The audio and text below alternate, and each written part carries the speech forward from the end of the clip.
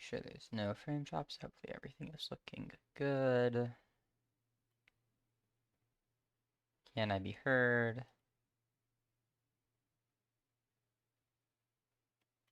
Okay, everything seems to be going just fine. Time to spectate more games, and then spectate some games and try and cast over them. Like to find a ranked match that started more recently. 4 minutes is good.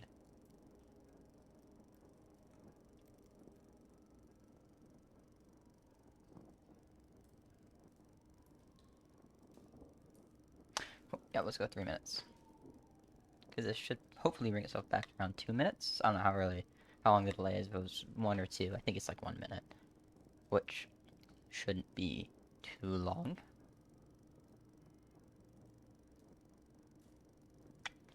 Always takes a minute to connect it to a match. 4,600 active matches. Always good to see. When you multiply by that by 12, how many players you got on. So at the minimum, 48,000 players playing ranked right now. That's always good to see. Alright. Pull back. As always, normally I don't want to do this if I was watching a draft, but let's go over and look at their team comp. From what we can see on the Hidden King, they have Apollo Billy, so you got your nice Spirit Nuker slash frontline as long as you're a full-fledged frontline.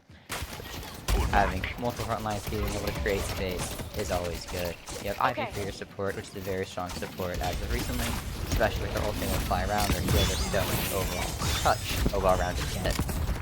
Really can't go wrong. Drifter, who's been seeing a lot more play, especially Guildlock had a lot of showing. Really can be that hybrid damage, get some good spirit damage, get some good stun damage with their stacks. Really an all-around character. That really does excel though in that 1v1 fights. You got your Lash, which is always a good pick. Those ults can be used on top of Billy, get you a nice Lash ult into Chain Gang, and everybody just has to stay still.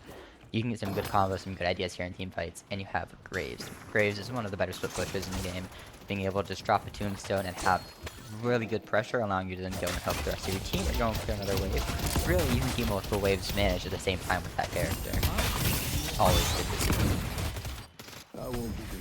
Overall though, I think they're really lacking their endgame damage. They really don't have a huge endgame carry, so it looks like they will be looking for a quicker end to this game.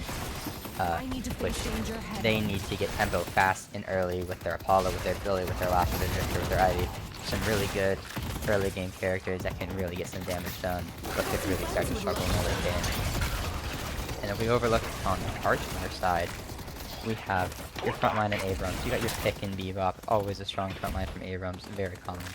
Probably they're one of the staples in the game, just because of how good of a frontliner they are. And Bebop is just one of the better fit characters, especially with that hook.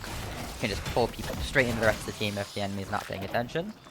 And then they also have their Viscous for support, very strong support, also some great damage. Their punch for ability, their splatter for damage, their Q for healing, and that move off for stun. It's well around. It's a good character. It shows why they've been so strong in the meta. Then the enemy team actually has 3 gun carries here. Barrage, who can just rotate from place to place at a whim. Because one moment they're farming camps, they're farming lane, and the next they're in their team fight with that ult.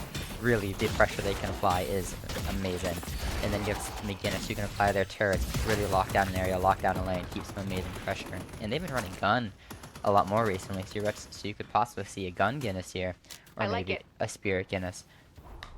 Whatever the team decides they want, or whatever this McGinnis wants to play. And then you have this Haze, who is a very good pick character, and also just a good gun damage character in general. Could be good. I think this team has a lot more late game potential than the Hidden King does. And some good early game characters within the Viscous, Abrams, Bebop. So they're also looking, obviously both teams want to get an early lead, but Hidden King really needs that lead because they do not have the late game damage that the Archmother could possess. With the Bebop coming in for the hook, but they do not get it.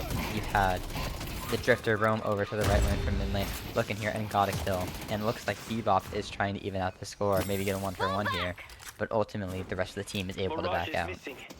And Graves showing already their prowess at dealing with the wave and clearing and keeping control of their lane. They're just casually 2v1ing this, making good trades. on top of this Megane says Drifter does not need to be there, but Drifter can come back in anytime and make this a favorable lane. But if we look on map, we have Bebop coming in, so you have Abram solo laning, and you have 3 people on blue. They're really trying to get back for Drifter coming in and killing the Abrams. Over on the right, you had Mirage and Viscous diving that Apollo, able to get him out. Just because he's the prince does not mean he isn't getting any privilege in this match, especially not from the Jhin and the Goo Ball. The Ivy here is pretty low, trying to claim that solo heal. Will they go in on to continue this fight on this Ivy, or are they just gonna let this Ivy finish up this wave? But with massive tower damage getting done, this tower is well below half, which is gonna make it real hard for this right lane to carry out later in this. It's gonna make it really hard for this right lane to keep an advantage, because the other will be able to just come and destroy it at any moment. And in this middle lane, the Hidden King is pushing back the Megane stage. Drifter might be going for a dive on the stage, who is pretty low and in the subway system. And you have the Tombstone, which just gives you a lot of pressure on here. Which doubles your minion count on this tower, making it a lot harder for them to clear it. It looks like for the dive, they're just going to clear the wave and try and get rid of this tower. Get rid of this tower 7 minutes, and claim that mid-wave tower will allow Drifter to roam even more, knowing that they've already won the lane. But Bebop on map is coming in to jump on the Drifter Graves, especially with the sleep. Will Bebop get to pull off something? You have the Haze ulting, you have Bebop on the Graves, and Haze is still ulting Graves. But Graves is really gonna get out. You have Bebop on him still, not letting them get away. No more hooks though, so they will be able, they are able to back up, but they're just gonna dive on a tower, and the punch back in the lane is gonna secure the kill on this Graves and that bomb as Graves explodes. And over on the left lane, you get your own trade as the Billy and Lash were managing to get this kill on the Abrams. So, not going in vain, even though on the right side, the Apollo did die. Apollo is a very early game Spirit Nuker. It's going to be very hard for them to get back in this game. They really do need to have this Souls early, especially for that character. That character wants to fight, not with the best jungle player. Billy here looks to be pretty low, and so does Lash. So Abrams is diving that Billy under tower, but Billy does have a lot of sustain with Blast and with their 1, but their health is already so low. But the tower is shooting at Abrams, able to give that Billy time to escape, and it does! With Lash going in to help. Lash is on that Abrams, missing the parry, missing the melee, and on the run. But they are under this tower. He does get the healing minion, so who will be at 300 HP. But the Bebop gets the punch in the bomb, gonna leave him real low. And he dies to the Bebop bomb. Another person exploded by the mechanical menace. Billy and Apollo are back though, forcing the rest of them to leave. But they already got their prize of the Lash, so they really are able to just get in and get out. But the Drifter does look to go on this Bebop, who is low health and is hiding up. The Drifter does see them, goes for the Ren, gets punched in a tower, and has bomb on him. Had tower, but parried the tower, so the tower's no longer shooting. And the Bebop does die to the Apollo. Apollo trying to get back to the game by getting kills. They're really grouping up, looking for anything they can get here. And it looks like they are going to force this tower on left side, even with the McGinnis and Abrams there to shoot them, and they're just going to back up and leave with their spoils. While this may have started out with Lash getting killed, they got their kill in return and the tower. Overall, a more favorable trade, even if it did last quite a while.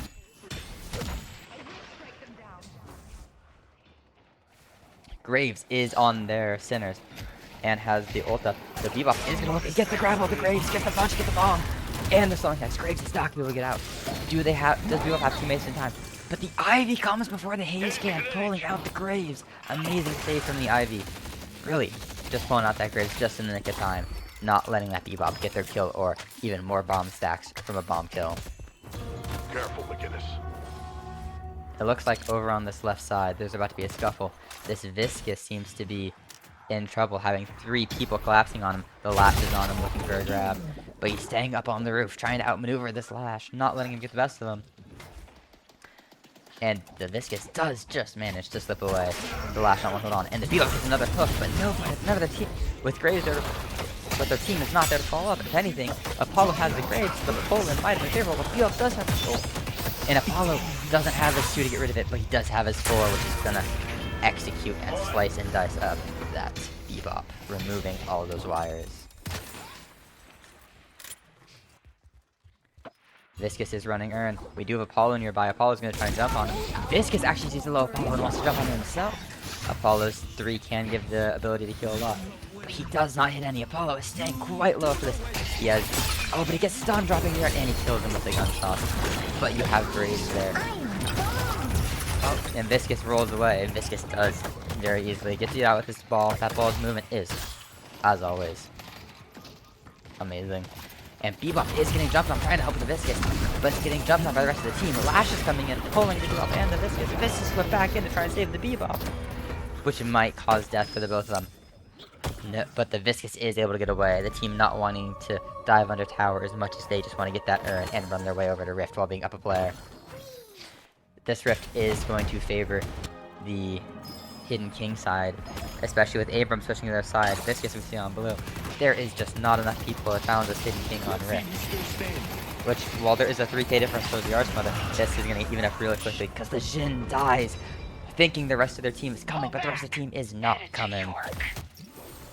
And Abrams does not get the tower on the other side, so they really are just trading this Rift for nothing. This is a bad trade, allowing Hidden King to have the soul advantage. Hidden King really needs to start putting the pressure though. The Haze and the Mirage are getting farmed up, and you do not want those characters to start getting a lot of farm. The Hidden King does seem to be taking those minions and forcing this Guardian, and at this point in the game, Guardian has negative resist, so it's very easy to pull out that Guardian. But very important, they're not over chasing here.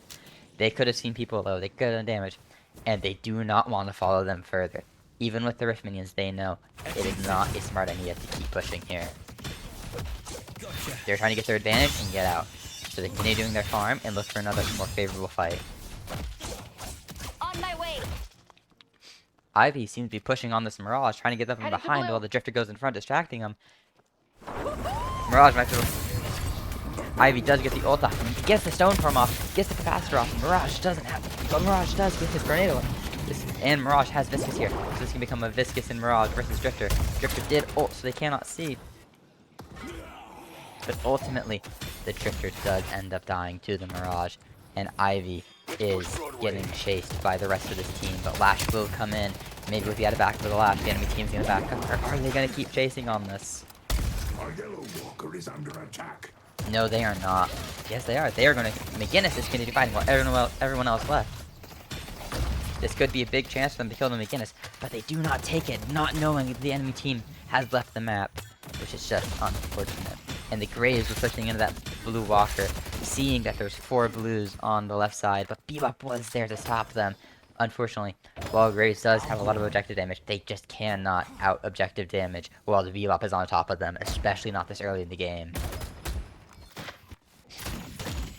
Viscus seems to be knowing the Drifter is here, hearing it, wants to go in, gets a little poke off, and backs off, not wanting to start a full confrontation without the rest of their team, but trying to get a scout of the area, knowing where the Drifter is.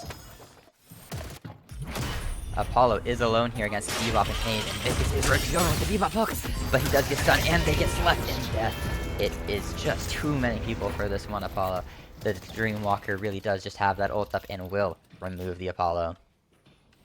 Especially with Apollo already using their 2, not able to stun Haze out of their death stance. On the left side, it looks like we have a massive amount of the Hidden King are building up on this side, trying to look for a fight. You have Graves, Drifter, Ivy, Lash against 3 against the Mirage. I see Abrams. McGinnis and Abrams. This could have been a favorable fight, but the time is over. They knew there were 3 people on the right lane, but they did not want to force the fight. So far, this is an even game, really not going either team's way. But as we know when it comes to scaling, the Archmother might just have a better scaling comp here. Lash does go in for the ult, gets the McGinnis, throws the McGinnis at the Viscus and the Gooball. Lash then grabs the Crystal Rejuve, trading a Rejuve for an ult. Does this fight continue? Are they looking for a full skirmish here? And Abrams goes in on the back. You have Abrams and Drifter who are going in on the back.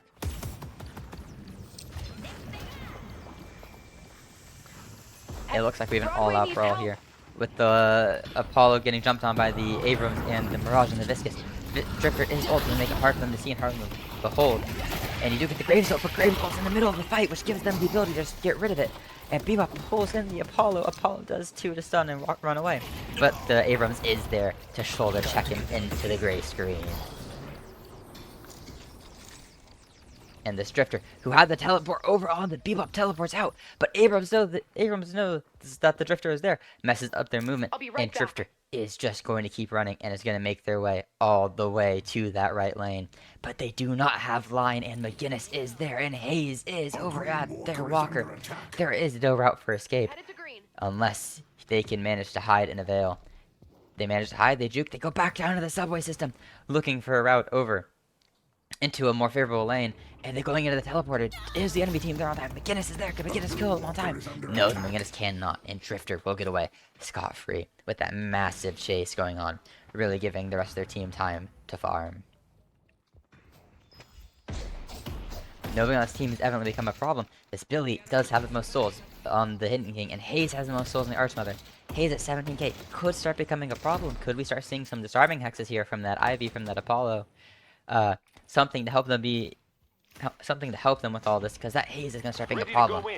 And it is full gun ult Hayes with a silence wave. So they are really looking to silence wave them and ult them and stop them from leaving. And they do shut down the Hayes. Hayes biting off more than they can chew with the Billy and with the Billy, Graves, Drifter, and Ivy. The Bebop comes for the ult. The Abrams also comes for the ult, looking on the Graves. The Abrams gets a punch on the Graves and gets stunned, and another punch, and Graves is dead. Trading 1-for-1 here. And the Abrams is low with the skull still on him, and Lash jumping around. And Drifter comes in, and Drifter gets the kill, rending them to pieces. While the Billy was creating space and forcing the rest of the team back, everyone else is not able to leave, winning that trade 2-1, and shutting down the most valuable player on the Archmother's team.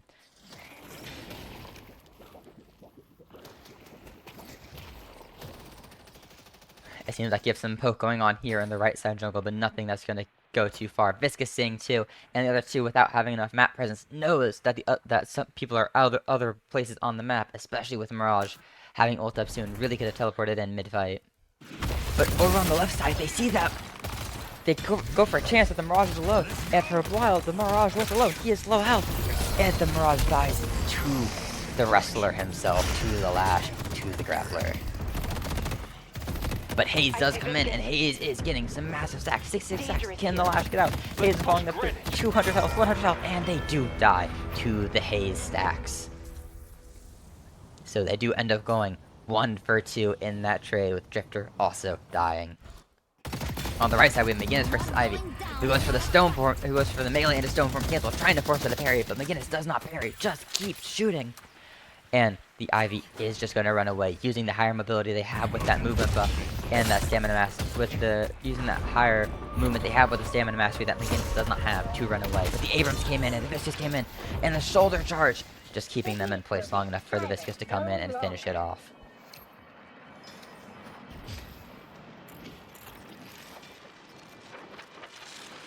If we look over on this left side, there is the Hayes and the Mirage are looking to go for this walker. They do have the Billy and Apollo, so they're probably going to look to back up here.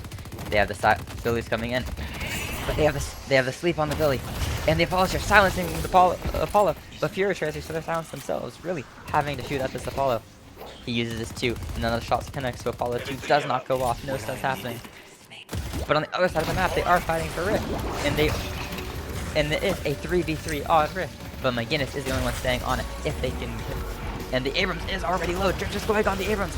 Does Drifter get the Abrams in time? Drifter does not get the Abrams. Flash comes in for the ult, and Viscous cues himself to stay in, but Viscous runs out with having everybody jump on them and having the Drifter run too far away. They needed to back out. And then the Hidden King overchases after Archmother into their walker, losing both the Drifter. Losing the Drifter on the left side, losing the Billy to the Apollo Bebop. To the Apollo Mirage. And we had Abrams die to the Lash all the way on the back. And Hayes under Walker is looking for that Lash, try to punish that dive really far into Walker, and is not able to hit the sleep dart, so Lash is able to get out. But on the map, Lash is still here. Lash is still looking for that poke. Lash is still looking for more plays, as they want to try and force this Walker with Graves. Hayes does have that silence wave. Hayes does have Fury Trance, but they do not have their ultimate up, so their damage is not where it could be. And Graves running in, we already know Graves has huge amount of Walker pressure and Walker damage, and Lash is able to mobility all the way around this Walker, really making it hard for this Hayes to keep up. And the Lash does manage to take out the Hayes, pending the Haze to the Graves screen. but Lash gets pulled in by the Bebop. The Lash does die for the trade in the case, but Lash does have better timers, and they get the Walker. They trade 2 people for 1 person and a Walker. Overall, as we get into this game, we're hitting the over 100,000 money. Having these flex slots starts to become very important. As you see, this Abrams is slot locked, and this Bebop is slot locked. But on the left side, we have Billy, who already has filled up a flex slot, and the Slash and Drifter, who have just enough, who have more space to add to their arsenal. Getting these walkers at this point in the game is imperative, as at some point, having more money does not matter if they do not have the slots to use it. Bebop misses their hook on the Haze, but Bebop doesn't know the Drifter still up, jumps on the Drifter, but without having their hook, Drifter is able to just run away scot-free. I see Mirage. We do like that we see the counterspell on the Bebop, but we would like to see some more counterspells for that Lash ult, especially for that Haze. Haze can always use a good especially for maybe that Haze who could have a counterspell. Of course, Abrams can use their ult for unstop and warp stone into a more favorable situation.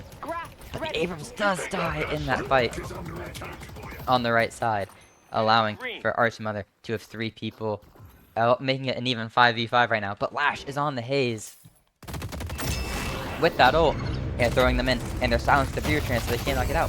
But they do manage to kill the Lash, just having that extra damage over the Lash with the Sleep Dagger, and with that Sleep Dagger. And as we know, the M1 carries just have a lot of scaling, especially in this late game. So just having that Fury Trance and that Burst Fire and Titanic Mag, this Haze is doing a lot of gun damage, and especially with their stacks, their gun damage is really stacking up on them. Which is really what we're looking for from this Haze, to be that M1 carry, to be the person who's going to start running these fights in the late game that is so crucially lacking on the Hidden King side. And it looks like there's Viscus falling around trying to pull down the Apollo, the Graves, and the Billy, but it seems to be running away. Abrams is on top of him. Abrams is slowing Hex, so he does not have his charge up. And the Graves wall locking them off in their room. Using that Graves wall in that hallway. You really don't have enough space to jump over it, so it just gives them time to get out of this fight, seeing that it was ending up being a 4v3, and they do just not want to fight 4v3s.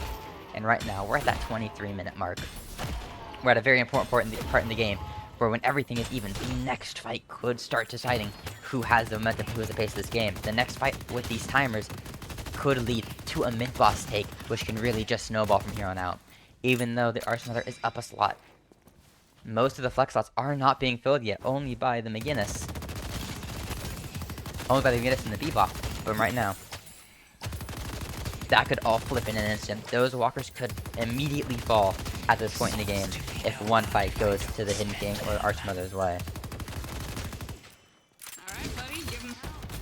And it looks like right now, we have Viscus Bebop trying to look for that pick on blue lane, knowing the Graves is here, knowing the Graves is pushing it, knowing the Graves is keeping it managed. They are trying to find anything they can. Viscus is running through the jungle, looking for a pick. They see the Ivy, and trying to decide they will go in on the Ivy, but they decide to back off, not thinking they have enough damage, nor seeing their teammates nearby, and not wanting to risk getting into a 1v5, 1v6. Which could end up being a smart play. You have Bebop underground, and Apollo above ground. Do they try and go? Apollo is just going to back up, seeing the McGinnis and the Viscus, really not wanting to get into this fight alone. But we see that both teams are really gearing up to look for a major team fight here. Viscus going in, but Viscus does have a lot of movement. There is a slowing act, and he has the cube to heal himself and the punch to remove himself from any trouble. This is why Viscus is one of the best supports. Just the movement, the damage, the cube, and the stun. He has it all in his kit. There is no reason not to want to run this character. As we've seen, some of the best supports in the game are ones that have both healing and CC that can both support their team with util and support their team with healing. Same with why Ivy is run so often. Their Vine gets to heal the enemy, gets to heal their teammates so much, and their Stone Form giving a lot of CC utility, and their ult giving that rotate potential. Very strong supports. It's why they are the 2 most common supports in the meta right now. Abrams warp turning out, going for the ult, which is giving the unstop. And they stun that Graves, but they do not fall off. They're backing out, knowing that this fight's unfavorable, losing the McGinnis, but they don't have the Apollo. And Mirage is going for the Walker on the right side, because Abrams is away from the Apollo. No, Abrams does not get away, getting pierced by the Fencer, straight through the heart, and sent back to the gray screen. And during this trade, Mirage does get the Walker. So you are trading the Walker for trading the Walker and a kill for 2 kills. Which at this point in the game, being down the extra person could be bad, and this Mirage not having the ability to TP out gets caught out by the Lash, the Billy, and their entire team, the Graves, the Apollo, everyone is there. as the skull gets crushed by the Billy. This is a bad situation for the Archmother, as it will be a 6-4, especially with Mirage having that 40-second timer. This could be a free mid-boss for them, but the Bebop pulling the Billy out of the pit. But Bebop is getting jumped on by the rest of the team. It may not have been the best play here because he is just getting slammed. You have no idea Especially as who we you're just up saw against. all 4 of them on their side, on that side already. We knew all 4 were sticking together, and we know they were already looking for that mid-boss. And as we see, they're going for that mid-boss. You hear it roar, but Abrams doesn't have ult, and Hayes doesn't have ult. So you have the Viscous and McGinnis ult, and 2 people down. You cannot do this fight. And they are just going to give it for free on the map. Nobody is coming for this contest. Abrams is going to try and get that rift in time. Let's push your But if they run for a rotate, and Lash is going to immediately rotate, it will not climb high enough. Abrams, knowing it's not going to climb high enough, is backing off. And as we see, you win one fight, you get your picks, and you get that mid-boss.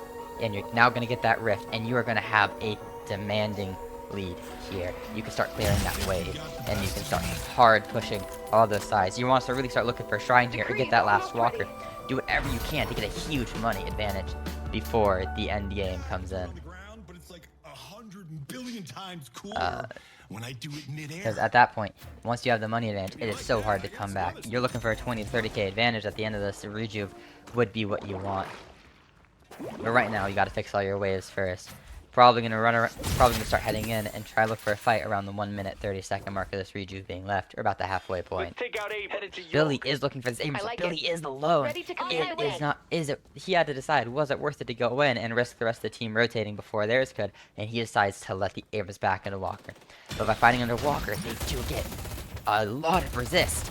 So if they do not have their full team at this Walker, Headed to Broadway. if they have their full team at this Walker, it becomes a 6v9. And those 6 have 35% total resist, which could be really hard.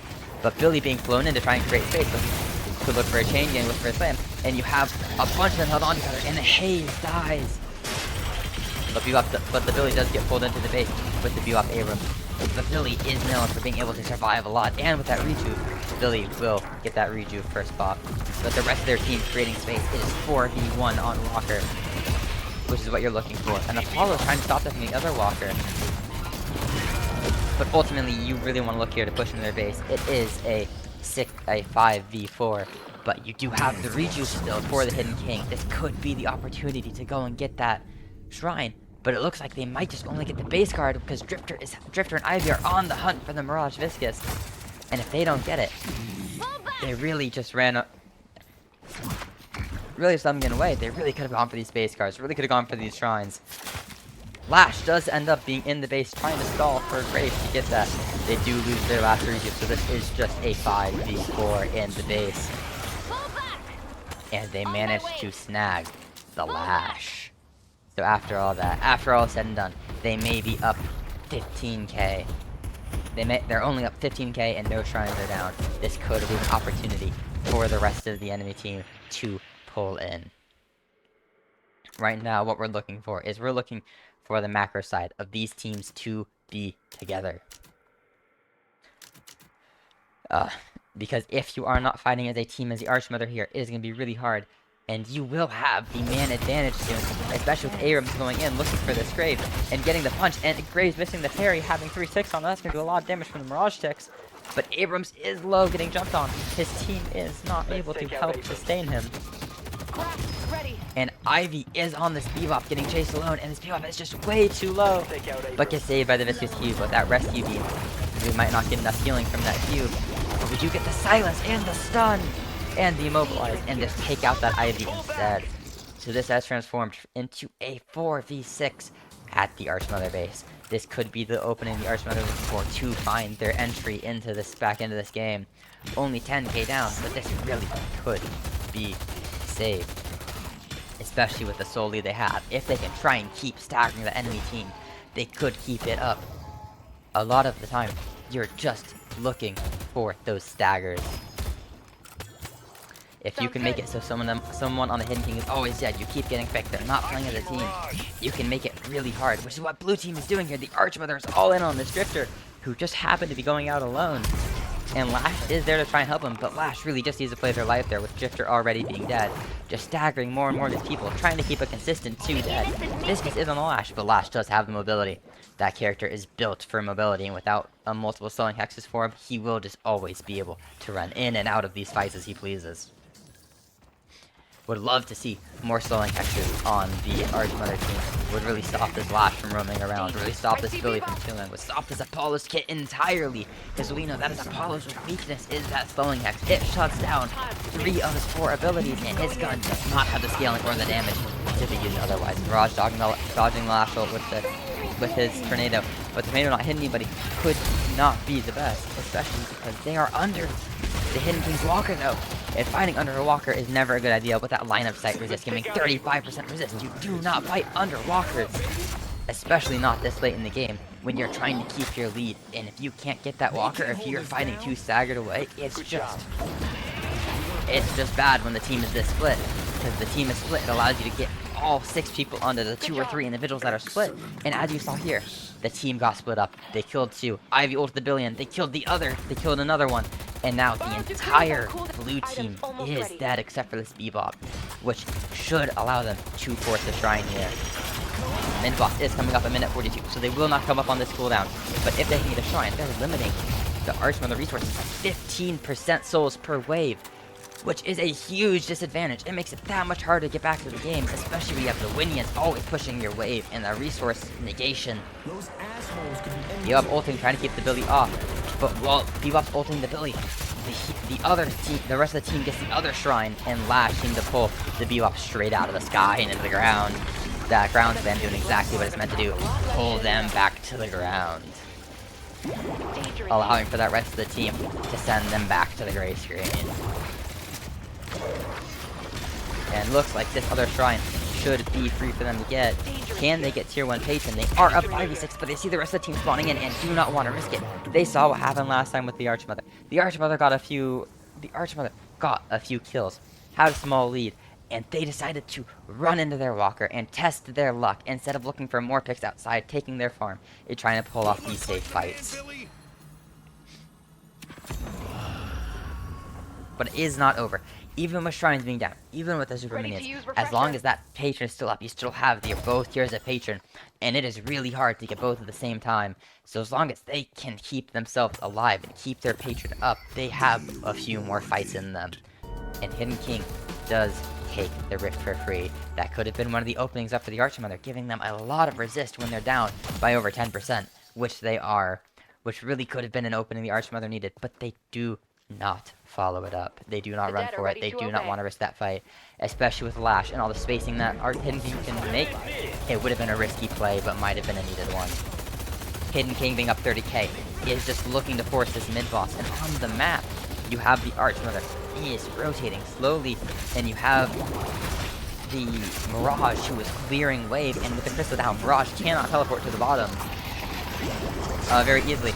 And you have the double Graves ult giving tons of damage. But the Lash ult does come in to move away the Archmother side.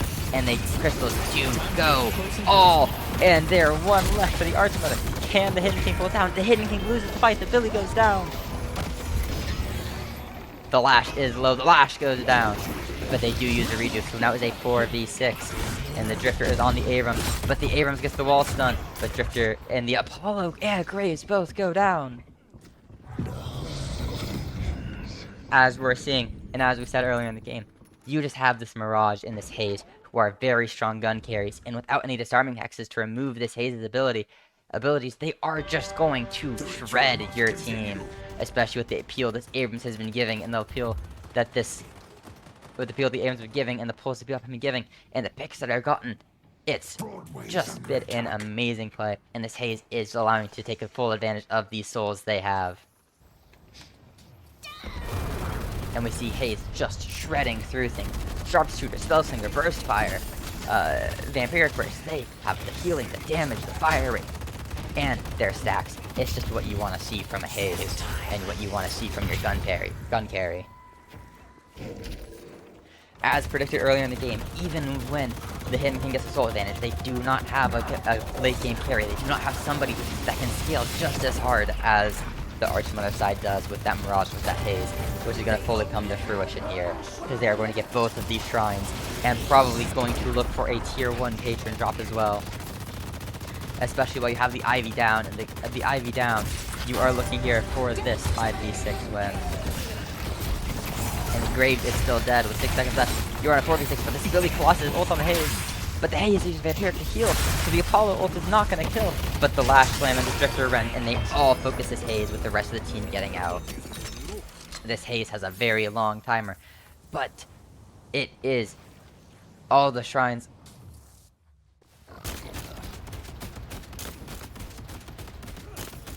All the shrines are down on the Hidden King side. You are an even with just a few base cards the difference, and a few base cards the difference, and a very slight amount of damage on the Archmother's patron. This is still anyone's game. Neither team really got a commanding lead, and I think it really has to do with the M1 carries. There's a reason the carry role is so important, and there's a reason every team in pro play looks to have 1 to 2 late game carries, someone that can really keep up their damage the entire game. It's why Mirage is so often picked. It's why McGinnis is beginning picked recently. It's why Venator is such a strong pick.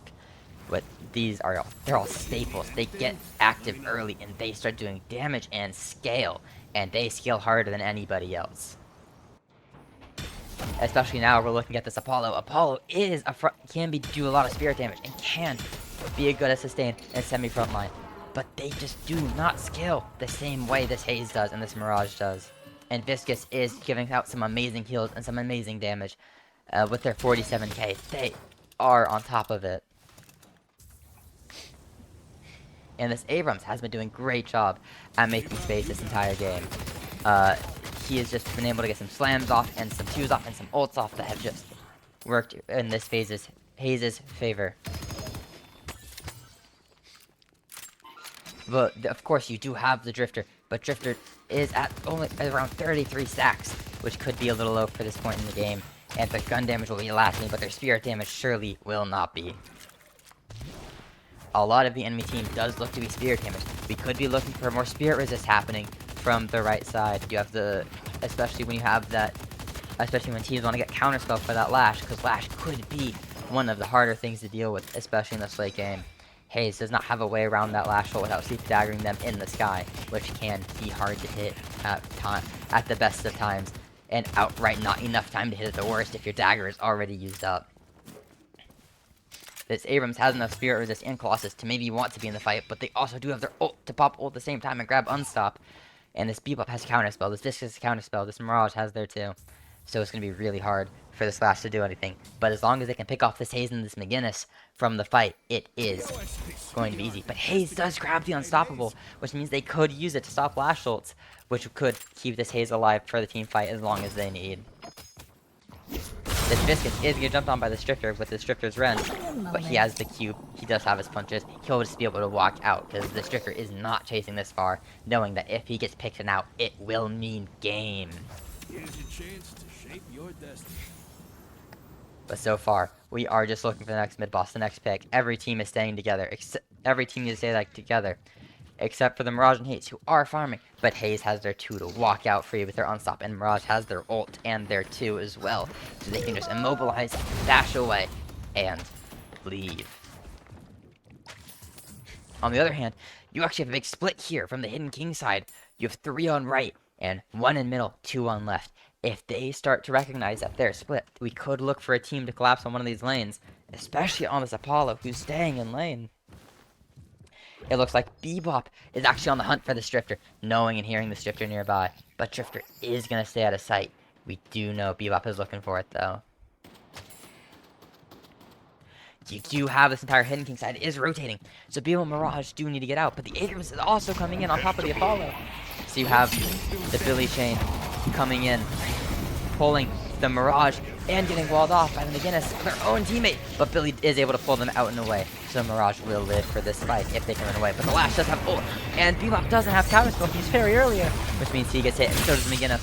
And the ult silencing them all for a while. The Abrams charging in, taking on that Lash. And with all Lash's util being used for that ult, he dies to the Abrams.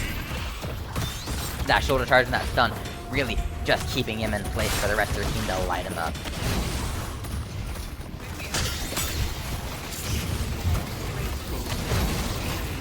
seems like we have Haze here, who is very low and is silent and does have the Fury Chant Silence. They are not going to go away, but they just use the Apollo.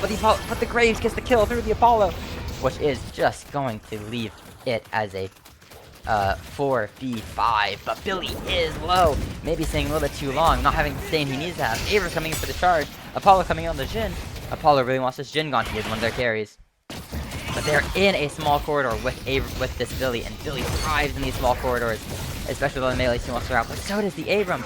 But this has allowed this Billy to survive for so long. Every melee hit he's getting is giving him another 50 to 100 health. It will just allow him to sustain and sustain and sustain, especially with that Indom and the Juggernaut to slow down that fire rate. And the Colossus to give up that more health and more resist. This Billy is just going to be a menace in their backside with that unstop and with that healing. He gets plus 250 health per melee every person he's hitting. And in that small area, he is hitting a lot of people. But the Bebop was too busy healing himself that he did not get the wave, allowing the Hidden King to drop tier 1 without even being there. And Hidden King is taking advantage of being up to go for this mid-boss. I think the real issue here, even though they may not have the best, even though they may not have a gun carry, they're getting out-microed in these team fights. You just see this Hidden King team, and that last fight was on top of each other, and that Billy was able to hold space and keep them all in that corridor with him for the Apollo and for the Billy and for the Ivy Stonefort, and just for all these characters that are great in close quarters to hold them down. And the Abrams, their close quarters personal enemy team, was just not able to hold up his own in that fight.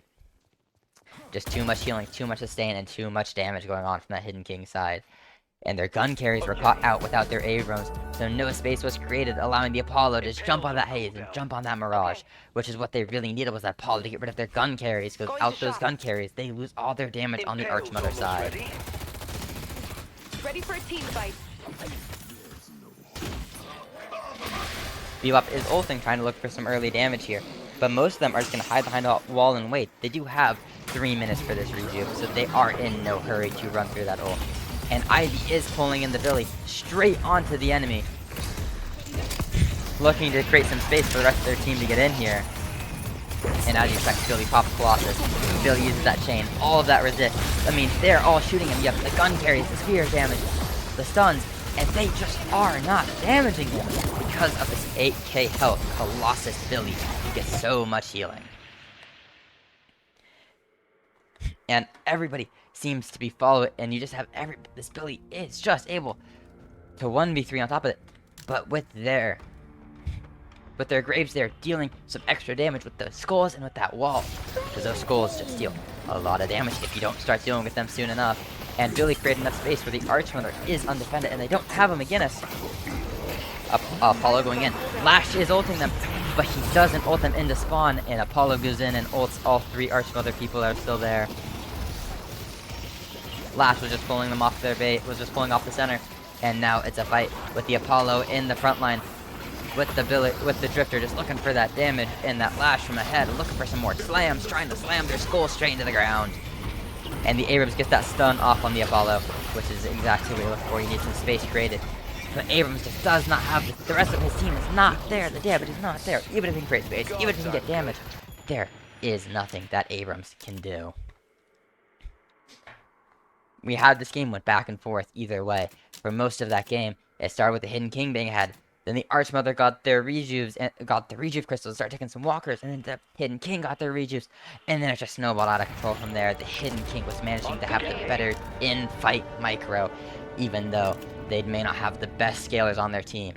The Drifter really, the Graves and the Billy and the Apollo were just able to deal spirit damage and keep on that Haze, and Node is able to keep them off of that Haze, and Haze just cannot kill all of that damage on them at once.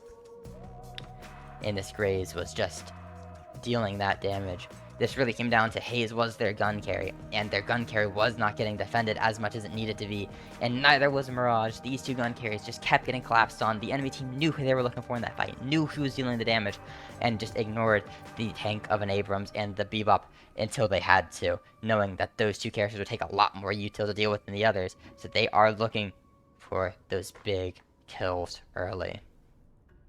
They pulled off that micro amazingly. Both teams had some rough macro in the middle, but that micro from Hidden King inside of the fights just ended up being better. It's just what you'd want to see, especially when you're looking at teams that have better have M1 carries than you don't, is trying to leverage whatever you can to stop those M1 carries from getting too far ahead and stop those M1 carries from running the entire lobby. Overall, an amazing performance from the Hidden King. And this Ivy, with the healing and the damage in the stone form, Ivy was no slouch, especially with Inhibitor, really subtracting all that healing that the McGinnis was outgoing to people and that the Abrams was healing. It's just what you want to see, is you like seeing these items like Inhibitor and Siphon Bullets, which are just great at removing those tanks and removing the healing. Which is always good to see. And Drifter was also making sure he got that util. Curse is always a very good util.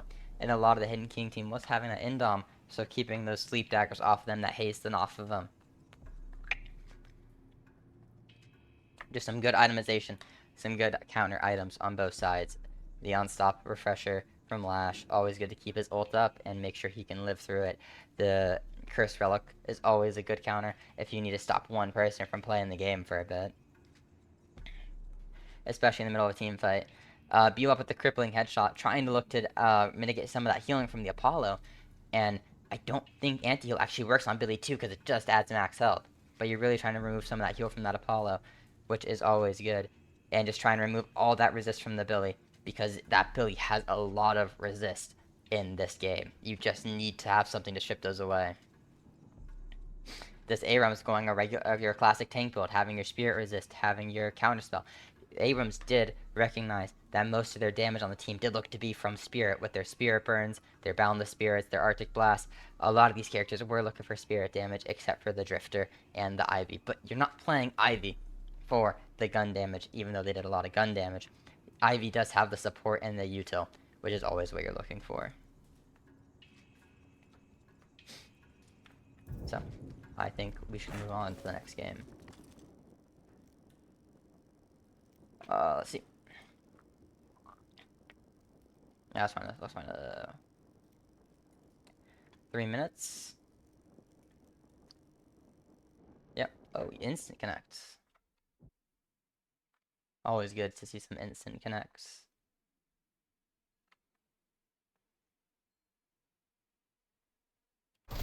Cool. Alright, so let's look at these teams and run some analysis on what's going on. So we see some similar team comps, some similar people playing. Not similar people playing. You see some similar champions being played, as you see. There's always in the top level, you see a very common set of champions that seem to be showing up, especially when you're watching Guild Lock. On the Archmother side, we got Calico, Pocket, Wraith, Bebop, Lady Geist, and Abrams. Obviously, as you know, Geist is one of the better M1 carries in the game, which is very good. And you also have Wraith. You have two very strong M1 carries on the Archmother side. So you're really looking to try and play for that late game, try and play for these M1 carries, try and get them as much money as possible, because when you do, they can just 1v6. Then you have your Pocket, your Spirit carry, your Tempo carry, your big damage. With that Afflict, being able to remove any healing and just get that overtime damage. Healing reduction is very strong in this game, which is why Pocket's consistently picked, because his burst damage with his 1, his 2, and his 3 doing a lot of burst damage, and his Affliction is AoE, anti-heal, and most characters in this game sustain purely off of anti-heal. It's purely off of healing, so it's a very strong pick. And Calico is looking for that early game damage. Calico's trying to get ahead, try and make space, try and create time for their farmers to farm. Bebop is a very common pick character with that hook, being able to play around their team is always really good. And Abrams, the staple frontliner. One of the few characters who truly can solo frontline in a game. And on the Hidden King side, we have Mo and Krill, Grey Talon, Drifter, Lash, Billy, and Viper. So on Hidden King, we do have the Viper for their M1 carry and Tempo carry. Viper is a character who can get active early and stay strong with that Lethal Venom for the execute, with their Screw Jab for their extra damage, and for their slide to keep that gun always loaded and get that shield every time they slide. Especially that minus movement speed you get from the Screw the screw jab dagger is always good. It's very strong to get that extra movement slow, and if you, it just negates the need for you to get sewing hex if you want to keep up the chase. We have Billy, who is the other staple frontliner of this game. One of the few characters who are very strong at solo frontlining and just keeping the peel off of their teammates, can really hold them in place while this Viper gets that shred damage in. Then you have Lash, a very common character to see, with that ult being able to grab the entire team at once, snatch them into your grasp, and throw them down so they're all grouped up, allowing your AoE damage and your gun damage and your Billy and your Viper to just do a lot. Then you have Drifter, who is died to the Geist and the Bebop, getting a little over aggressive. Maybe Lash is gonna get over here. We have Drifter as a character who can be very strong if they get ahead early with those stacks. Their stacks allow them to be an amazing gun carry, while work as an amazing spirit damage with their Rendon there too. They really can just be a hybrid menace when they get ahead. You have GT, who is a very strong spirit nuker.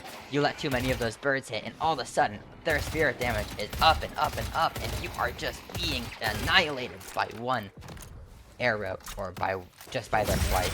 And looks like you have Drifter going in, not wanting to take the death alone. Does come back alive and jumps on that Bebop and kills him and runs him and cuts him into little pieces, like the Drifter is known to do. And their final character, Hidden King, is the Moen Krill. Moen Krill is a very tanky pick in frontline. Every ult he gets that ends up in a kill gives him health, which is what you want to see. Health is always what you want to see, allowing him to duo frontline with his building and create space. And that ult keeping people in place. It's like a curse without having curse. Really, you could just keep him in place and then double curse him again, and that character can just not move and not damage for a while with that Moen Krill ult. Especially when you get stuff like Mad Leap and Warpstone, able to pull them in the backline after you pick them from the front line. You really can just pull them all the way into the rest of your team, especially now with the item usage being able. And the Bebop getting the pull on the Grey Talon, but Drifter's on him. Drifter goes for a parry, but Bebop does not want to go for a punch here. Too focused on the Grey Talon in the sky. And the Drifter has a teleport and runs and keeps removing the wires from this Bebop. Drifter really is in their claws to go deep in, to grab all those wires and pull them out, really removing the mechanical menace, the homunculus as it is, from this early game.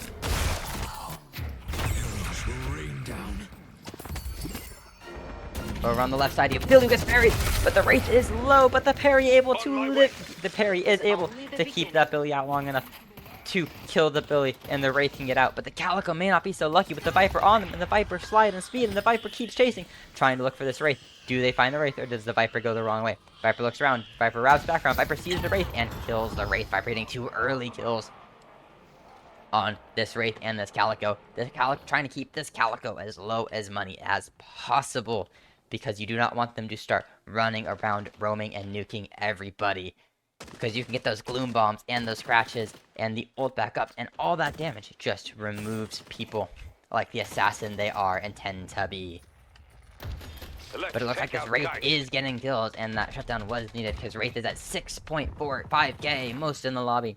And you do not want to see a Wraith get money, because a Wraith with money is scary. You can start seeing their gun shred, their card shred, they get the infinite ammo, their ult to hold you down. You never want to see that Wraith get super ahead, because Wraith is one of the characters who, when they are ahead, is hard to keep down, because they will be ahead and they will 1v2, 1v3, 1v4, depending on their money difference. Lash is coming in, but Wraith is able to hide in time to not get ulted by the Lash, but Calico's not so lucky, getting thrown into the tower and dies to the Lash of Viper. Wraith not wanting to go in and try and save that Calico, knowing the burst damage from these two this early in the game is just going to be too much for them to get out. Bebop and Geist are in the mid lane with the Pocket roaming around. Pocket might try and look for a pick on this Drifter with the Geist. Actually, the Geist is the one being picked. The Geist is low, and you have 3 people coming in with the Moen Krill. And the Moen Krill can get close enough to ult. And the gun damage. And they're on 5 health. And they die to the suckage of the Moen Krill. The Geist is normally known for sucking all that health and absorbing the health of the enemy. But instead, the Geist got absorbed into the gray screen by the Moen Krill's healing ability. Headed to green. Sorry, by the score. By the scoring. Abrams is low, was doing the center sacrifice, but Grey Talon was in hearing distance, and the Abrams was just low.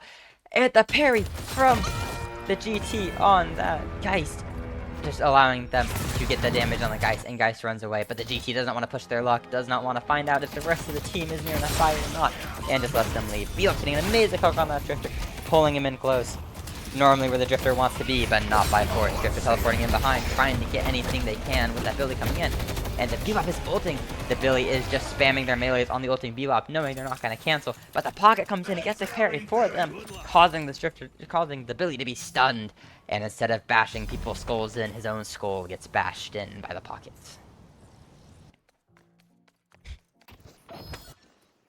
So far, we're looking at a huge lead from this guy, and from this Pocket, which GT does have 9.3k. But it is going to be hard when you have these two people on the enemy team that just have a lot of money. Pocket being at 8k, this Wraith being at 9k, especially when they're getting Colt Sack. They're going to look to start farming and farming. And this Pocket is just going to be doing more and more damage as their early game burst allows. This Abrams is looking for a free Guardian. With no one to contest, no sounds nearby telling you there are people here. Just an easy Guardian to take. Pocket is on that Billy, trying to look for another pick. But Billy is in a way, and he is chasing, but the Pocket is chasing real far into this backline. Does the Pocket want to keep chasing? No, the Pocket goes as far as their wave is. But the Billy comes back out in the wave, and Pocket is going to try and fight this under Walker, but is not going to TP into Walker. They know that they need to get out if they can. But the Lash comes in. The Pocket over chases, stayed way too long, allowing the Lash to rotate over. And the Billy is coming through. If you stay too long and overstay your welcome, this is what happens. The enemy team rotates to their side, and your teammates are a lot less likely to try and rotate into the enemy Walker this early in the game. Because you could just get pulled and sucked into that Walker. And the amount of resist, 35% resist early, is so hard to overcome. And this Wraith is, and the Gambler themselves are gambling with their life and winning against this Drifter, not letting the Drifter get any sacks and not letting this Drifter get any money. While they may have gave up the Rift on the right side, they got killed, and they are going to look to get some Guardians and maybe even keep pushing into the Walker. On the right side, this Hidden King team is pushed into the Archmother Walker, and with everybody over on the left side, it's going to be hard for them to really contest. Pull back. But it looks like the Hidden King is setting up for Rift. You have 3 people for Hidden King on Rift, and 2 people picking up that Abrams, who is all alone against the Lash and the Moe and Krill. And there is just too much damage from the Mole Man and from the Wrestler, from the Flashy Man himself. That ground slam holding them down. The Moe and Krill get in there scoring off so they can't. The Sandblast they can shoot. They're scoring for the healing. The Burrow for the damage. There is nothing that this Abrams can do against the 1v2, especially when down souls on both of them.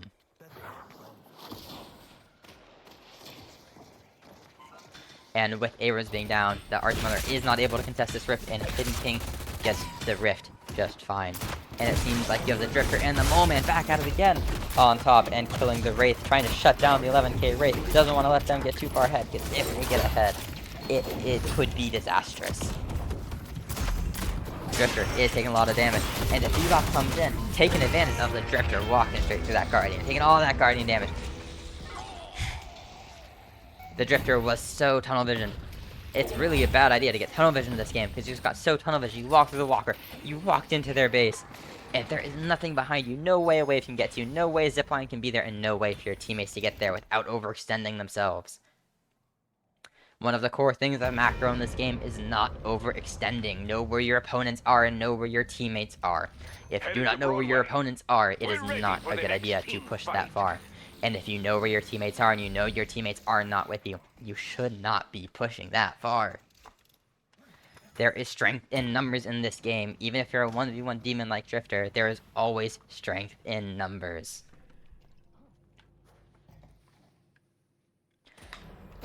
Bebop's on the bridge. Bebop pulling in the Billy, but the Billy was already 2ing in. This is where the Billy wants to be, on top of the Bebop, but the Bebop knows this and should not pull him in. And the Moe and Krill ults the Abrams, keeping him in place, getting a pick of 2 people, and they're all together. Could this be a mid-boss? Do they think they have enough time? No, they do not. They decide not to go for the mid-boss, instead to take more of their farm, fix up their waves, and chase on this Calico. Instead, the Calico is just in the tunnels, so the Calico will be able to leave just fine. And the Hidden King does finally take that blue Guardian, which does give them just a little bit of money.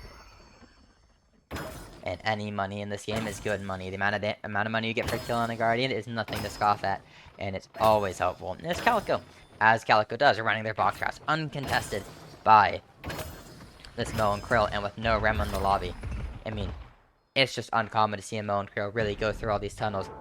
Even though they can stay, their life will start getting drained, and that burrow only moves so quickly. Most Moe and Krills just do not want to go in that tunnels, especially against the Calico. If you get in one of those spaces where Calico can transform back, you probably could see yourself getting shredded by the Gloom Bombs and blown to bits and slashed to bits with there too. The Gambler running through, getting their cards up to stack, having that Dispel magic, knowing that if they start getting these slowing hexes, it is dangerous for them, especially with this Billy, who already has their slowing hex in their mind. This Billy is like, I can chain gang this Wraith and I can keep them in place, but after the chain gang, if they're not dead, I need more insurance for that too. Let me get that slowing hex. A very good item, allows for more chase. And it seems like in this mid lane, there's a skirmish going on with 3 Hidden King people pushing into that blue Walker, about getting 2 kills and backing out.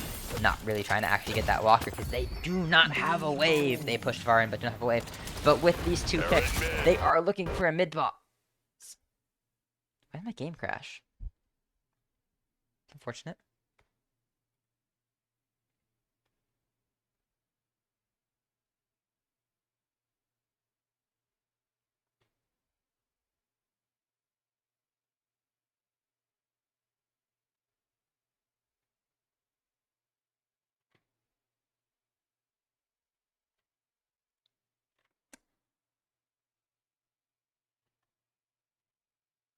Unfortunate. Okay. I guess I have to narrate a different game. Why is my deadlock crashing?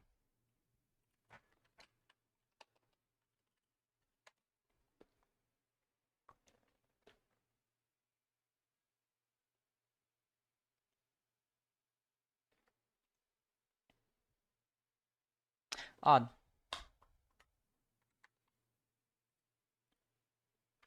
Okay. I guess I'll find a new game to review. That game was going well. That was a very interesting game to watch. Unfortunate. I don't know what happened recently, because it's only now my deadlock started crashing.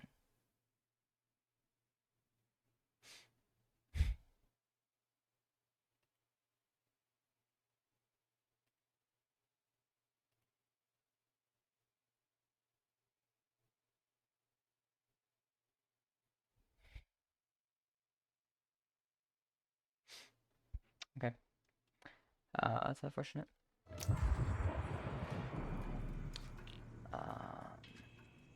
Maybe it's worth looking. Maybe it's worth looking at my settings, trying to find out why I'm having these issues. Is it because I'm running full screen? My stream looks bad though if I don't run full screen, so I kind of have to.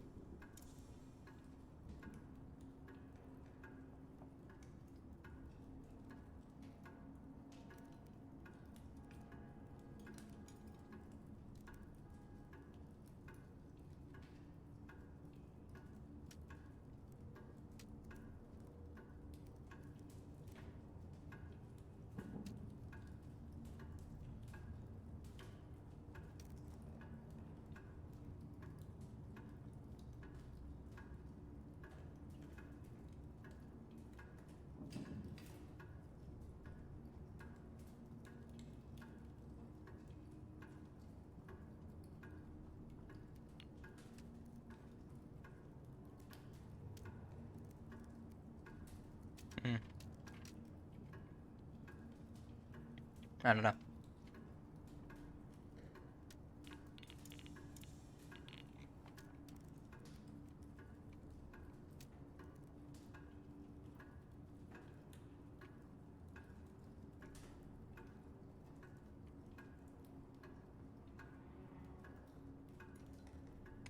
Interesting.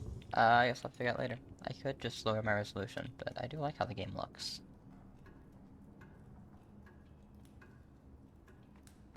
Okay. It's unfortunate. Oh well. Even if I go to ranked, I don't think it'll be the same match up here. No, that's not the same match. No, it's not. I don't know. I guess I have to find a new match. That's 41 minutes then. 4 minutes then? I mean, yeah, why not? I guess I can just do this one.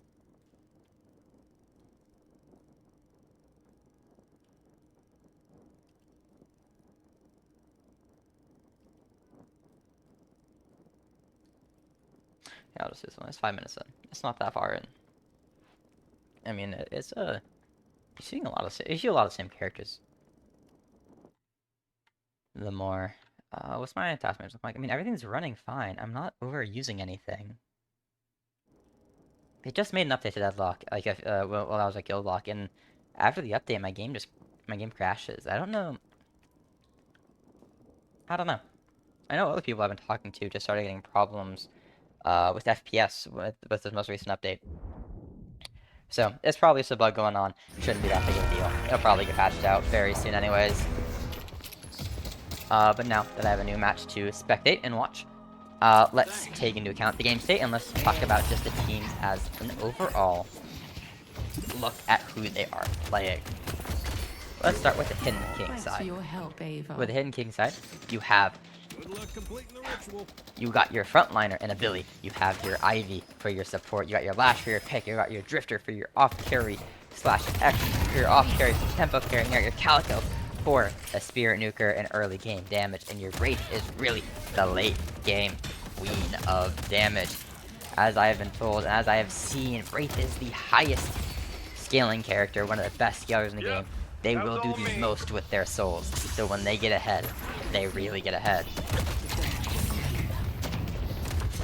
And then Calico, obviously very good spirit, early game Spirit Nuker, very good early game burst. What you want to see in a character who's looking for fast-paced, high-tempo gameplay. Billy is a very good, very strong, staple character. It's why you see so many of these Billy Abrams games. You have a Billy on one side, Abrams on the other, because front lines are needed, and those are the two best at their job currently. Time to improve my gear. And then you have the Lash, who's a great at doing picks. Drifter is a great mixed damage. I mean, it's just a good team comp all around. You got your tank, your support, your picks, your damage, everything you need. And then we can look at this Arch Mother side.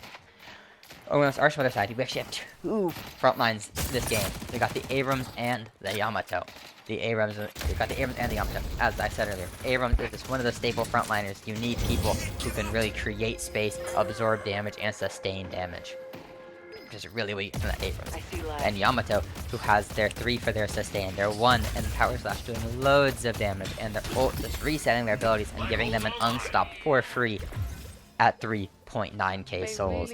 What is not to like about that character, about their kit, about their damage, and of course their grapple allowing you to get straight into their backline. You can create space by forcing the front line back to deal with the Yamato who's on the backline. Then, and for the rest of that team comp, you have your pick and a Paradox. Paradox can swap people, which is very good. In the early game, it may only do one person, but in the late game, it's everybody. And then we can move on to the Dynamos here with that ult, giving an amazing long-term stun. I mean, Dynamo ult is an AoE stun that just lasts forever. Especially in the early game, you don't have a way to stop that from happening without the Ivy flying in and stone forming it, or the Lash coming in and ulting it. The only downside to Dynamo's ult is it's such a long cooldown at 250 seconds, being 4 minutes and 10 seconds of cooldown. You really only get it once in lane, but they did make it count here, getting 2 kills. Then we can go on to our carries of the match on the Archmother side. We got the Venator. The Venator is such a very common carry, especially in the higher level gameplay scene, because his 1 does damage and anti-heal, which we know is an important stat to have, is all that anti-heal. His gut shot does massive damage early game, and has a stun that gets upgraded into like a 1.8 second stun. It's an amazing, it's a 1.4 second stun, it's an amazing stun duration. It's what you want to see. His traps give you that space control. If the front lines aren't paying attention, if people aren't paying attention in that team fight, they can get stuck in a trap, shotgunned into a wall, and just take all of that sweet, sweet damage Venator is looking for. And to top it all off, he has that blessed ult that gives you not only 3 amazing damages, it also gives you an 8% execute threshold, which only seems bigger as they get more damage. Because once you damage and that damage hits over 8%, it kills them. It's an amazing, amazing tool. And once you get a lot of damage, especially in that late game, that XC could really end up being closer to 13 or 14%. As we see now with that gut shot pulling them into a wall, gut shotting them, doing a lot of damage, stunning them, getting that melee off. And then having the Viper come in and clean it up. They do trade 1 for 1. But Drifter probably didn't even get his stacks there. They were probably close enough together, which is what you want to stop, is not letting Drifter get all of those sweet, sweet stacks. I see Calico. Talk about late game carries and not wanting to let get souls. Actually, before we get there, this Calico is far in. Was looking for a kill on this Paradox, but gets jumped on by the Yamato and the Paradox at the same time, with the Paradox ult keeping them in place, just not able to sustain the sword flashes of the Yamato. Yamato 1 is just able to cleave through their enemy and just stab them right in the vitals where it hurts. And now we look at this rate. This rate is at 10k at 9 minutes. Of course, when you're looking for people, you're looking to be at that 1k souls a minute mark, but most of the time, you're not actually hitting that in the early game. You don't have the damage to farm properly, you don't have the solo lane long enough. But this rate is 3, 1, and 5. Gets all of those bounties, gets all of that souls. They really are just going to be able to farm up the rest of that jungle and get as fed as they want, and they will not be able to be contested. Unlike this Dynamo and Drifter, who this Dynamo can be contested as much as this Drifter likes. With the Trophy Collector, with the Spirit damage, with the Rend, there is no stopping this Drifter.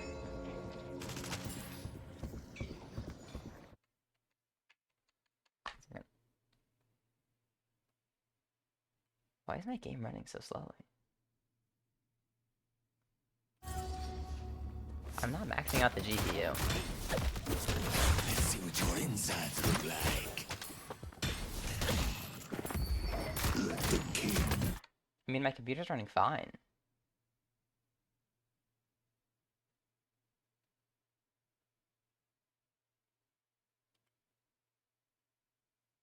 I don't know. Is the video encoding at the same time that's overheating my CPU maybe? You have a good eye. If you think this is impressive, wait until I get I'll going. find out. Anyways, back to this game. We have the rate is to their 12k, and it's just going to be a monster. And if they're playing tempo right, and they're looking to just keep it just the Dynamo, because the ult misses the ult on the Wraith, this would have been a crucial pick for the team. Dynamo really just settled on everybody. Yamato comes in with their ult, trying to use that unstop to go through everybody.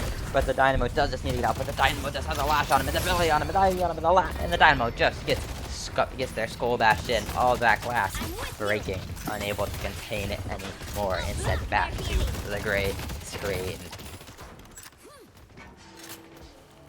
As we know, Dynamo ult could be one of the most impactful ults in this game, but if you miss everybody, it does nothing. You don't have it for another 4 minutes. It is very important for this Dynamo to make sure to hit every ult he can. This Wraith though, that 13k, they're really gonna need to start grouping up, because this Wraith will win any 1v1 at this point, even without their ult. Just the amount of damage they are doing to these camps, as you can see. Wraith does a lot of damage, and this character scales so well. You give them an inch, and they're taking a mile with that character. Any aheadness they can get, they're gonna keep taking. And they're just letting him solo farm. with no one trying to stop him. And that Wraith hears the Venator and knows that they can kill the Venator. Do they card in? And oh, the Calico coming in too. And they die to the Calico, the Wraith, and the Ivy, who are just looking for that Venator, knowing they're there, having the proper communication. On this left side, we have Rift being started, which could be a huge comeback for the Archmother. Being around 10k souls down really could be giving them a resist, but the Archmother team just isn't there. It's just the Abrams. Can the Abrams stall long enough for the rest of his team to get there? No, he cannot, and now it's just the Paradox, and but the Yamato comes in as well. It's Paradox and Yamato, but even with the resist, the last ground slam doing over half of that Paradox's health, and then they get rended to pieces, but the Calico does get buried. The parry not doing anything. This, with how many people are here, and how many people were not there. You're really, I mean, quality relic. The Drifter Ren, you're letting these Drifter get these stacks, these Calicos get these kills. I mean, it's gonna be really hard to contest 10k down at 13 minutes, but you gotta start looking for this Wraith. Your Yamato has to be jumping on them specifically. You gotta pop your, you gotta pop your unstop. You gotta stop this Wraith somehow. And Yamato might just be the character to do it.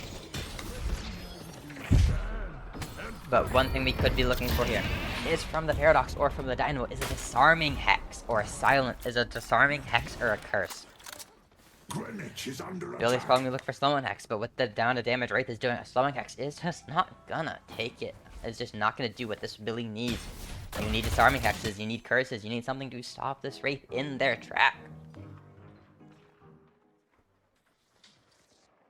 And you really just need Dynamo to hit an amazing ult. A solo ult on this Wraith from this Dynamo may end up being worth it just because of how far ahead this Wraith is. Calico getting parried, Ivy getting parried. Billy using bash down, running out and throwing another melee, but this time the melee not hitting, but he is able to kill the Ivy, going 1-for-1. Drifter is going back in on that Dynamo, but Dynamo is just able to walk his way out. But Calico, in cat form, looking for that Paradox, looking for that Dynamo, ulting on top of him, Drifter going back in, but you have the 2, but the 2 is slow, but the ult comes in, but it is not enough to, save him? It is not enough to save him, and it is not enough to kill anybody but the Drifter. Do they get the Calico, or is the Calico going to be able to just manage to escape scot-free? Is the Calico managed to escape after getting his kills? And they are living at 90 health, but they are going for boxes, and those boxes, they've given that Venator just enough time to catch up and kill them, going 2-for-2. Ivy. But right now, Hidden King did get that blue walker during that fight. So they are not only down souls, but they are down a walker. And Hidden King still has 2 guardians up. It's going to be real hard for them to get some counterplay in this game. But they need to get some objectives, and they need to shut down this Wraith. We need some counter items. The rest of the enemy team is not far ahead. It's just this Wraith at 21k. Everyone else around that 13k mark, and so is everyone on the blue team. I know people want their damage, I know people want to scale, but right now, if you don't get somebody with a disarming hex or with a curse, it's just gonna get worse. Or even a silence wave could be good, softening that Wraith, pressing their 3, their 2, or their 1, or their ult. Silence wave could also be huge here. You really need a curse or a silence wave or a disarming hex. Some counter item to deal with them. Give it a try if you'd like. They get their Merc Mag. They get a huge power spike with the Merc Mag, especially with how much Spirit investment they're already going to buy. That Merc Mag is just going to give it even more. And the Calico and the Wraith and the Billy are jumping on that Paradox, and they are just filled with bullet holes. So many bullet holes that they cannot survive through. Viper is under Walker, getting those resists. But with 3 people there and the damage from the cards, the resist just is not enough. You do not have the health yet to deal with it. And Ivy ulting in. They are playing as a team here. They are going from Walker to Walker, person for person, getting their picks, and going on to the objective after getting a pick. This is what you want to see from your macro. You want to see getting your picks. You want to see finding those picks, getting those picks, and killing them, and then making your way to an objective, because they cannot fight a man down. It is exponentially harder to fight when down people. Not even just the damage you're losing out, but the HP pool you're losing out on. Which is the biggest unit of anything, which is the biggest measure of this game, is that HP pool. Just by having an extra person there, even that person is behind souls, gives the extra HP pool to soak the damage. But the enemy team is just not playing together. This Hidden King team is sitting here, playing together, looking for these picks as a team. But the Archmother team is just playing too separate and playing too for themselves. Venator is pushed out and his mana is collapsed on. It really is a 3v6 here. Do we see a mid-boss at 17 minutes, or do they keep farming? I get it, they don't like these timers. Paradox could be getting their max level too soon. It's just not unfavorable for them, maybe, to go for it without any unstops or without this Paradox dead, or this Dynamo getting their ult soon. But I'm certain this Wraith would have the damage to shred through it if needed. But they do have a lot of good ults in that pit. Viper ult, Para ult, Dynamo ult, Yam ult, Abrams ult. All of these things could be used to make a hero play, to get these rejuves out from under their noses, and get them all down. And if we start seeing some effective ult combos, they do have a way back into this game. As we're seeing at this top bar, the well spread is still only on this Wraith, which is what the Hidden King wants. You want your Wraith to be fed and to 1v6. But on the flip side, if they kill that Wraith before you kill any of their team, they could easily flip the fight. But Venator getting caught out alone. You really need this team to be playing fully as a team and play for the team. But this Abrams is alone, and Drifter could hear the heartbeat. Drifter could be looking for it. Wraith and Billy do get that walker, and Viper was going to go in and try and help, but Viper is hyperline and has the ability to, and the one, but Paradox 3 and the wall is going to silence the Billy, and there's a lot of people on this Billy. Can the Billy get out, or does the rest of the team go up to spill him out? No, the Billy does not get out, but this is going to be a major team fight, and the Wraith is coming around the back. Now, does this Wraith start shredding through, and the Wraith kills the Abrams, and the Dino, and all the bullet holes are being filled, and the Yamato.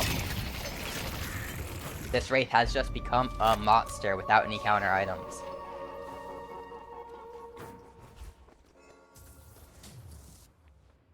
And this Wraith is just at their liberty to build more and more damage, because they have not been stopped. Although at this point they did get their Dispel. They know that the enemy team needs to build counter items, so a Dispel could be is a very good idea to get before. You don't want to act reactively, but proactively. If you react to them countering you with your own counter, or you could get the counter early, so they have to. So if they spend money on it, they're spending money on it for you to get rid of it. Especially when you're this far ahead, you're 31k ahead, you're 15k ahead of the highest person in the enemy team. You're at the liberty to buy some more defensive items at this to keep yourself safer, instead of buying those offensive items that you may want. But you don't need too many, because they are just so far behind. I mean, it's just Drifter Calico trying to 2v6, allowing Ivy to get this rift, but Calico will die for it, but they do have the rejuve, so Calico is still fine. And the Wraith is coming in. And we can just look at the Wraith shredding through these people. That Joker dealing tons of damage.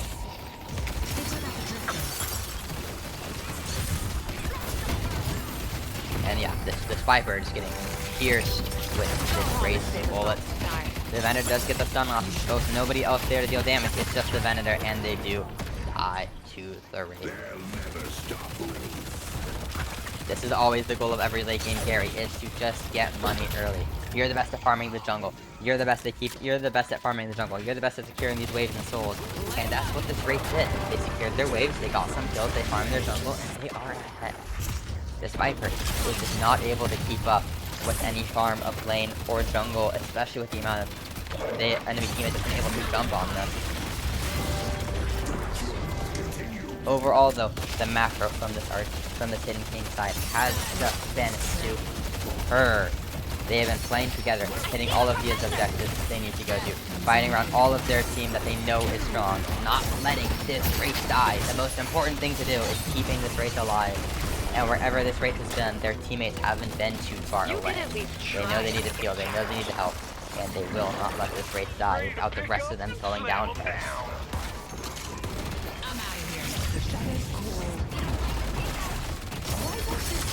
This Abrams is just running. This Abrams is getting shredded by this Wraith, and they do get swapped into spawns, but they do have the rejuve. But can they keep him? Does the Venator have the trap out? The Venator does have the trap to immobilize, but it does not matter. The rest of the Hidden King team stayed on the Patron and just shredded through the Patron like it was butter. What a decisive game from the Hidden King here. They really just had the better laning. They took their laning advantage and they played with the better macro. They played around their Wraith. They played around objectives. They got all the objectives they needed to get and made sure. I mean, you saw those early game rifts. The Arch on the other side was on the other side of the map, but the Hidden King was there. All of the rifts ready to get those souls as much as they can. And without the Arch Mother side getting a walker to compensate for these rifts, it's just gonna start snowballing with those currency and that money and allowing the Wraith to farm with the extra souls they're getting.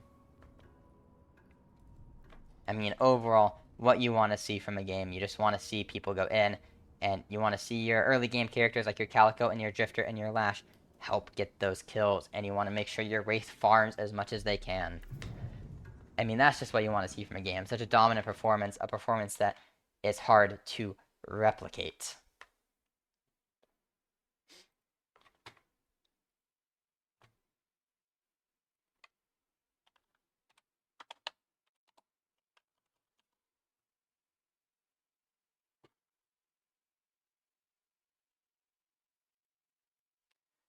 Yeah.